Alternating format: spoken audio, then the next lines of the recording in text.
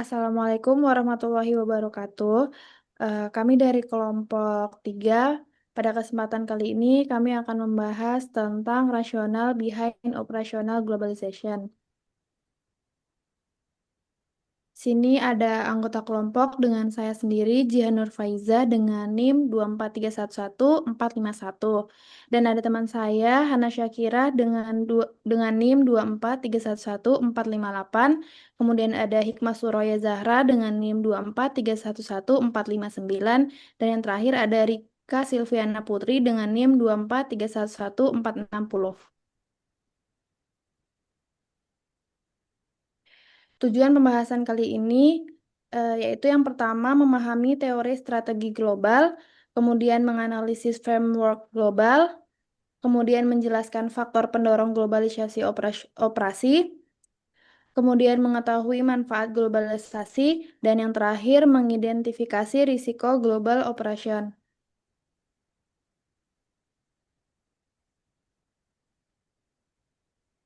Yang pertama yaitu basic theories. Teori dasar global strategi ini adalah konsep yang menjelaskan bagaimana dan mengapa perusahaan membangun keunggulan kompetitif di tingkat global. Teori ini menjadi dasar dalam pengambilan keputusan strategis seperti pemilihan lokasi produksi, ekspansi pasar, dan pengelolaan sumber daya lintas negara. Kemudian ada electric theory, OLI, yang menjelaskan bahwa perusahaan akan go global jika memiliki keunggulan kepemilikan, lokasi, dan internalisasi. Artinya perusahaan harus punya sesuatu yang unik, memilih lokasi yang tepat, dan mampu mengelola operasinya sendiri. Contoh gampangnya ini ada Apple yang memproduksi iPhone di Cina. Kenapa? Karena Cina mempunyai keunggulan lokasi, yaitu biaya produksi yang murah. Tetapi Apple tetap mengontrol desain dan teknologinya sendiri, supaya kualitasnya tetap terjaga.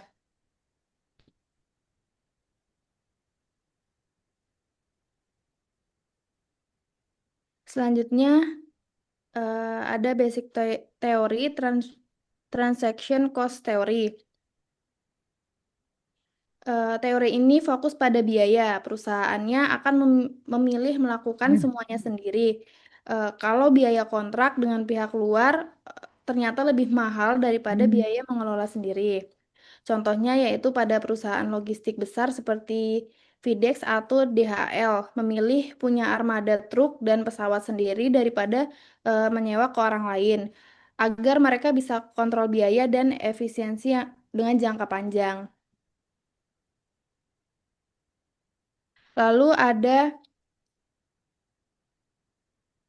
RBV.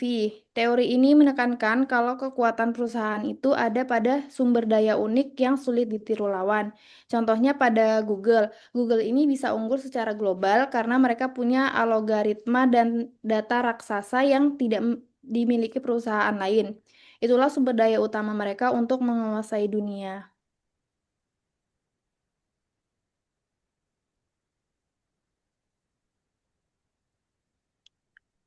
Kemudian ada basic framework, yaitu alat analisis yang membantu perusahaan memahami lingkungan global dan menentukan strategi yang tepat.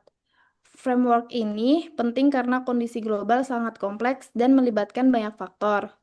Fungsi framework ini membantu perusahaan dalam menentukan lokasi operasi, memahami persaingan global, mengelola rantai nilai internasional. Dengan framework ini, perusahaan bisa mengambil keputusan berbasis analisis, bukan hanya perkiraan. Ini sangat penting dalam globalisasi karena kesalahan strategi bisa berdampak besar secara finansial.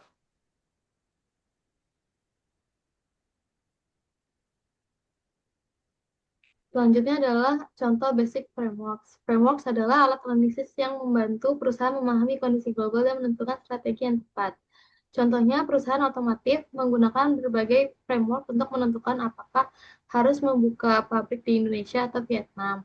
Keputusan ini tidak diambil secara sembarangan, tapi harus melalui analisis beberapa faktor seperti biaya produksi, potensi pasar, dan regulasi pemerintah di masing-masing negara.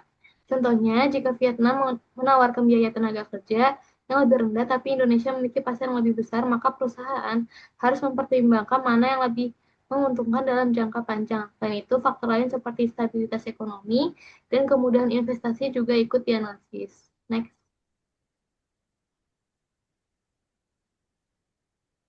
Selanjutnya ada Dunnings-Olley Framework, menjelaskan bahwa perusahaan akan melakukan ekspansi global jika memiliki tiga keunggulan utama, yaitu ownership, location, dan internalization.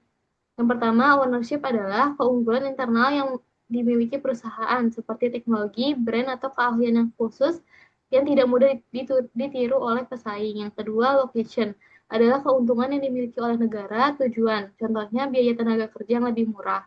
Yang ketiga, internalization adalah keputusan perusahaan untuk mengelola operasinya sendiri, bukan diserahkan kepada pihak lain agar lebih efisien dan kualitas tetap terjaga. Ketiga komponen ini harus dipertimbangkan secara bersamaan. Jika salah satu tidak terpenuhi, maka strategi global yang dijalankan bisa menjadi kurang optimal. Next. Contohnya adalah dapat dilihat dari perusahaan Toyota. Dari sisi ownership, Toyota memiliki keunggulan berupa teknologi produksi yang canggih serta reputasi brand yang kuat di pasar global. Yang kedua, dari sisi location, Toyota memilih Thailand sebagai basis produksi karena biaya tenaga kerja yang relatif lebih rendah dan adanya dukungan dari pemerintah terhadap industri otomotif. Yang ketiga, dari sisi internalization, Toyota tetap mengelola sendiri proses produksinya mulai dari perakitan hingga pengendalian kualitas, sehingga standar produk tetap terjaga. Contoh ini menunjukkan bahwa keberhasilan ekspansi global bergantung pada kombinasi ketiga faktor tersebut, bukan hanya satu faktor saja. Next. Lalu selanjutnya adalah Porter Five Force, adalah kerangka analisis yang digunakan untuk memahami tingkat persaingan dalam suatu industri dan pengaruhnya terhadap keuntungan perusahaan. Faktor pertama adalah threat of new entrants atau ancaman pendatang baru. Ancaman ini muncul ketika perusahaan baru dapat dengan mudah masuk ke dalam industri sehingga jumlah pesaing meningkat, dua keuntungan dan keuntungan perusahaan yang sudah ada menjadi menurun. Contohnya platform e-commerce seperti Tokopedia, di mana siapa saja dapat mudah membuka toko online. Hal ini menyebabkan jumlah penjual yang sangat banyak dan persaingan menjadi ketat, sehingga setiap penjual harus bersaing dari segi harga, kualitas, dan pelayanan. Yang faktor kedua adalah threat of substitutes atau ancaman produk pengganti. Ancaman ini terjadi ketika terdapat produk lain yang dapat menggantikan fungsi produk utama, sehingga pelanggan memiliki banyak alternatif pilihan. Contohnya adalah layanan ojek online yang dapat menggantikan transportasi umum. Banyak konsumen beralih ke ojek online karena dinilai lebih praktis, cepat, dan mudah diakses melalui aplikasi. Dengan adanya kedua ancaman tersebut, perusahaan dituntut untuk terus berinovasi agar tetap mampu mempertahankan pelanggan dan bersaing di pasar. Selanjutnya, di slide ini kita akan lanjut ke tiga faktor berikutnya dari Porter Five Force. Yang ketiga adalah industri rivalry, yaitu persaingan antar perusahaan dalam industri yang sama. Semakin banyak pesaing, maka persaingan akan semakin ketat. Contohnya seperti Shopee, Tokopedia, dan Lazada yang saling bersaing dengan promo, diskon, dan gratis ongkir untuk menarik pelanggan. Yang keempat adalah bargaining power of supplier, yaitu kekuatan tawar dari pemasok. Kalau pemasok memiliki kekuatan yang besar, mereka bisa menentukan harga atau kualitas bahan. Contohnya itu supplier chip sangat berpengaruh pada perusahaan teknologi karena tidak banyak alternatifnya. Yang kelima adalah bargaining power of buyers, yaitu kekuatan tawar pembeli. Kalau pembeli punya banyak pilihan, mereka bisa menekankan harga. Contohnya di e-commerce, konsumen bisa dengan mudah membandingkan harga dari berbagai toko, sehingga mereka cenderung memilih yang paling murah. Jadi dari kelima faktor ini, perusahaan bisa mengetahui seberapa kuat persaingan dan seberapa besar peluang keuntungan dalam suatu industri. Selanjutnya ada Kogut Framework atau penjelasan lengkap. Penjelasan lengkapnya itu di slide ini kita membahas tentang Kogut Framework. Framework ini menjelaskan bagaimana perusahaan bisa sukses dalam strategi global dengan cara menggabungkan dua hal penting, yaitu keunggulan negara dan keunggulan perusahaan. Yang pertama adalah comparative advantage atau keunggulan negara. Artinya setiap negara punya kelebihan masing-masing. Misalnya ada biaya tenaga kerja lebih murah, sumber daya alam melimpah, lokasi strategis, atau kebijakan pemerintah yang mendukung. Yang kedua adalah competitive advantage. atau keunggulan perusahaan. Ini berasal dari dalam perusahaannya seperti brand yang kuat, teknologi canggih, inovasi produk, atau strategi pemasaran yang bagus. Strategi global yang efektif itu bukan hanya mengandalkan salah satu saja, tapi harus menggabungkan keduanya. Jadi perusahaan harus pintar memanfaatkan keunggulan suatu negara, lalu dikombinasikan dengan keunggulan internal perusahaan supaya hasil maksimal. Contohnya itu Nike. Contoh dari Kogut Framework itu bisa kita lihat dari perusahaan Nike. Nike memiliki Nike memilih memproduksi sepatu di negara seperti Vietnam atau Indonesia. Ini karena negara tersebut memilih comparative advantage, yaitu biaya tenaga kerja yang lebih murah dan tenaga kerja yang lebih banyak. Namun Nike tidak hanya mengandalkan itu. Nike juga memilih competitive advantage, yaitu brand yang sangat kuat, desain yang inovatif, dan strategi pemasaran yang bagus. Jadi walaupun biaya produksi lebih murah, Nike tetap bisa menjual produknya dengan harga tinggi karena brandnya sudah terkenal di seluruh dunia. Selain itu, Nike juga fokus pada desain dan marketing di negara maju. Sementara produksinya dilakukan di negara berkembang. Ini membuat operasional lebih efisien.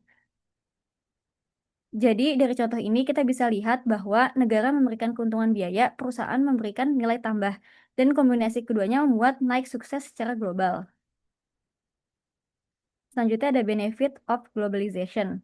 Di slide ini kita membahas tentang manfaat dari globalisasi operasional. Globalisasi memberikan banyak keuntungan bagi perusahaan, di antaranya ada yang pertama ada growth, yaitu pertumbuhan. Perusahaan bisa memperluas pasar ke berbagai negara sehingga penjualan meningkat. Contohnya itu perusahaan yang awalnya hanya jual di Indonesia bisa ekspansi ke Asia atau bahkan global. Yang kedua ada cost reduction atau pengurangan biaya. Perusahaan bisa menekankan biaya produksi dengan memilih lokasi yang lebih murah. Contohnya itu produksi di luar negara contohnya produksi di luar negara dengan upaya rendah sehingga biaya lebih efisien. Yang ketiga ada knowledge atau pembelajaran.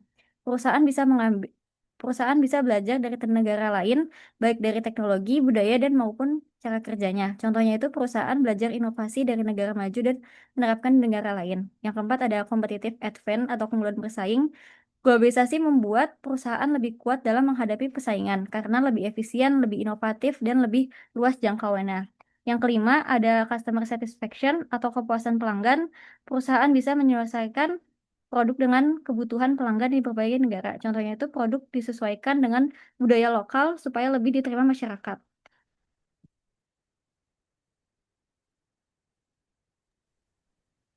Baik, selanjutnya itu ada contoh benefit of globalization.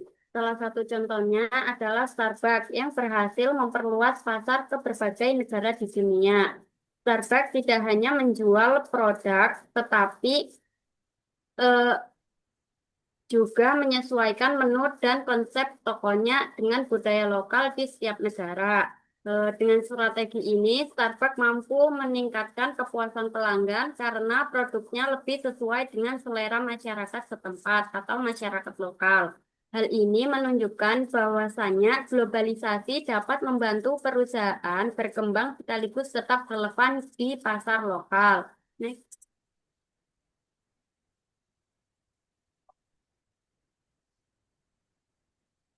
Risk of global operation.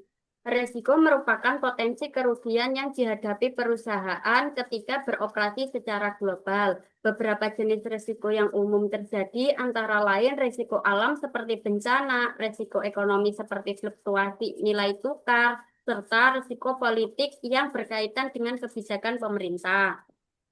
Selain itu, terdapat juga risiko sosial dan lingkungan yang dapat mempengaruhi reputasi perusahaan karena sifatnya yang kompleks. Perusahaan perlu memiliki strategi yang tepat untuk mengelola risiko tersebut. Next.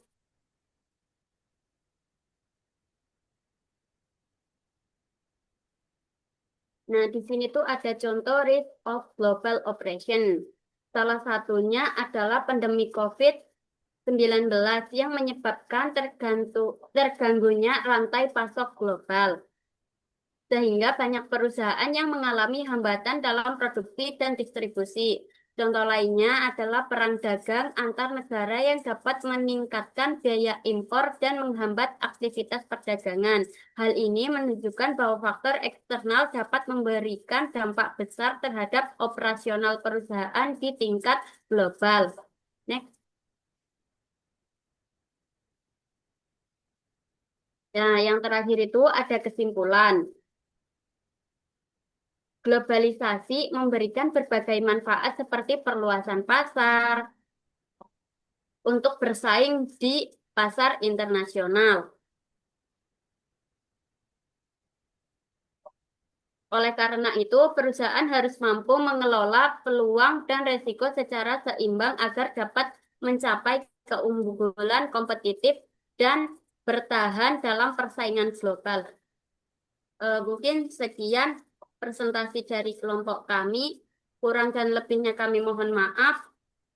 Jika ada pertanyaan bisa ditanyakan di Google Classroom. Sekian, wassalamualaikum warahmatullahi wabarakatuh.